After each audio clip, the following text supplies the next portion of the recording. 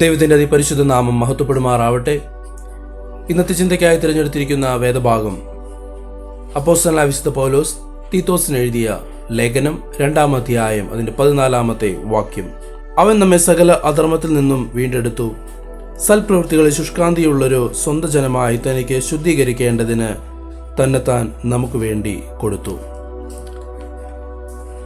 ക്രേത്തയിലെ സഭയെ നയിച്ചിരുന്ന യുവനേതാവായിരുന്ന തീത്തോസിന് പൗലോസ് അപ്പോസ്തലൻ എഴുതിയ കത്താണ് ഈ വാക്യത്തിൻ്റെ സന്ദർഭം.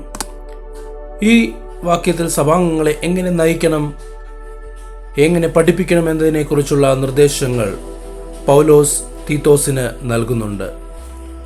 ദൈവിക ജീവിതം നയിക്കേണ്ടതിൻ്റെ പ്രാധാന്യവും സുവിശേഷത്തിൻ്റെ പരിവർത്തന സ്വഭാവവും അദ്ദേഹം ഇവിടെ എടുത്തു പറയുകയാണ്.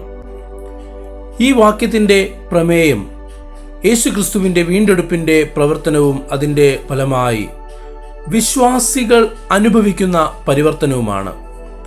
കുരിശിലെ ബലിമരണത്തെ പരാമർശിച്ച് യേശു നമുക്ക് വേണ്ടി തന്നെത്താൻ സമർപ്പിച്ചു എന്ന ആശയത്തെ കേന്ദ്രീകരിച്ചാണ് ഈ വാക്യം. നിസ്വാർത്ഥതയുടെയും സ്നേഹത്തിൻ്റെയും ഈ പ്രവൃത്തി എല്ലാ അകൃത്യങ്ങളിൽ നിന്നും നമ്മെ വീണ്ടെടുക്കുവാൻ ഉദ്ദേശിച്ചിട്ടുള്ളതാണ്. അതായത് പാപത്തിൻ്റെ ശക്തിയിൽ നിന്നും അനന്തരഫലങ്ങളിൽ നിന്നും നമ്മെ മോചിപ്പിക്കുക.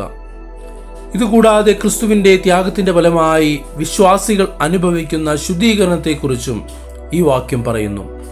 യേശു വിശ്വാസികളെ തന്നിലേക്ക് ശുദ്ധീകരിക്കുകയും സത്പ്രവൃത്തികളിൽ തീഷ്ണതയുള്ള ഒരു പ്രത്യേക ജനത്തെ അല്ലെങ്കിൽ തൻ്റെ സ്വന്തമായ ഒരു ജനതയെ സൃഷ്ടിക്കുകയും ചെയ്യുന്നു എന്ന് ഇത് പ്രസ്താവിക്കുന്നു. ഈ വാക്യത്തിലെ പ്രതീകാത്മകത സമ്പന്നവും അർത്ഥപൂർണവുമാണ്. ക്രൈസ്തവ ദൈവശാസ്ത്രത്തിലെ ഒരു കേന്ദ്ര വിഷയമാണ് വീണ്ടെടുപ്പ് എന്ന ആശയം. അത് പാപത്തിൻ്റെ അടിമത്തത്തിൽ നിന്നുള്ള മോചനമായും ദൈവവുമായുള്ള ശരിയായ ബന്ധത്തിലേക്കുള്ള പുനഃസ്ഥാപനമായും ഇവിടെ ചിത്രീകരിക്കപ്പെടുന്നു. യേശുവിൻ്റെ കുരിശിലെ ബലി വിശ്വാസികളെ അവരുടെ പാപങ്ങളിൽ നിന്ന് മോചിപ്പിക്കുന്നതിനും നവീകരിക്കുന്നതിനുമുള്ള മാർഗമായി പ്രതീകപ്പെടുത്തുന്നു. ശുദ്ധീകരണത്തിൻ്റെ ആശയം വിശുദ്ധീകരണ പ്രക്രിയയെക്കുറിച്ചാണ് സംസാരിക്കുന്നത്. അതിൽ വിശ്വാസികളെ വേർതിരിക്കുകയും വിശുദ്ധരാക്കുകയും ചെയ്യുന്നു. ഈ പ്രക്രിയ ഇന്നും നടന്നുകൊണ്ടിരിക്കുന്നു. വിശ്വാസികളുടെ ജീവിതത്തിൽ പരിശുദ്ധാത്മാവിൻ്റെ പ്രവർത്തനത്തിൻ്റെ ഫലമാണിത്. വിചിത്രമായ ആളുകൾ എന്ന പദത്തിൻ്റെ അർത്ഥം വിചിത്രമെന്നല്ല, മറിച്ച് വിശ്വാസികൾ ദൈവത്തിൻ്റെ മൂല്യവത്തായ സ്വത്താണെന്നും അവൻ്റെ ഉദ്ദേശങ്ങൾക്കായി തിരഞ്ഞെടുക്കപ്പെടുകയും വേർതിരിക്കുകയും ചെയ്യുന്നു എന്നതുമാണ്. ദൈവകൃപയ്ക്കും സ്നേഹത്തിനുമുള്ള പ്രതികരണം എന്ന നിലയിൽ വിശ്വാസികൾ ഏർപ്പെടാൻ വിളിക്കപ്പെടുന്ന സൽപ്രവൃത്തികളുടെ സജീവവും ഉത്സാഹഭരിതവുമായ സ്വഭാവത്തെ ഊന്നിപ്പറയുന്നതാണ് തീഷ്ണത എന്ന പദത്തിൻ്റെ പ്രയോഗം.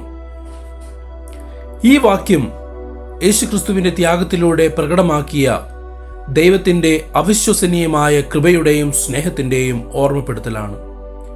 സുവിശേഷത്തിൻ്റെ പരിവർത്തന ശക്തിയെ പ്രതിഫലിപ്പിക്കുന്ന രീതിയിൽ ജീവിക്കുവാൻ ഇത് വിശ്വാസികളെ വെല്ലുവിളിക്കുകയും ചെയ്യുന്നു. സൽപ്രവൃത്തികൾക്കായി തീഷ്ണതയുള്ളവരായിരിക്കുവാനുള്ള ആഹ്വാനം ക്രിസ്തീയ ജീവിതം നിഷ്ക്രിയമല്ല, മറിച്ച് ദൈവത്തോടും മറ്റുള്ളവരോടുമുള്ള സജീവമായ അനുസരണത്തിൻ്റെയും സേവനത്തിൻ്റെയും ഒരു ഓർമ്മപ്പെടുത്തലാണ്. തീത്തോസ് 2:14 ക്രിസ്തീയ വിശ്വാസത്തിൻ്റെ ഹൃദയത്തോട് സംസാരിക്കുന്ന കേന്ദ്രവും ശക്തവുമായ ഒരു വാക്യമാണിത്.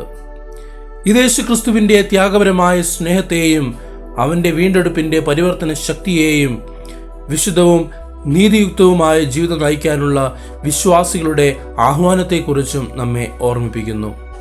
ക്രിസ്തീയ ജീവിതത്തിന് പ്രത്യാശയും പ്രോത്സാഹനവും നിർബന്ധിത ദർശനവും നൽകുന്ന ഒരു വാക്യമാണിത്. ഈ വചനങ്ങളാൽ ദൈവം നിങ്ങളെ ഓരോരുത്തരെയും അനുഗ്രഹിക്കുമാറാവട്ടെ. ആമേൻ.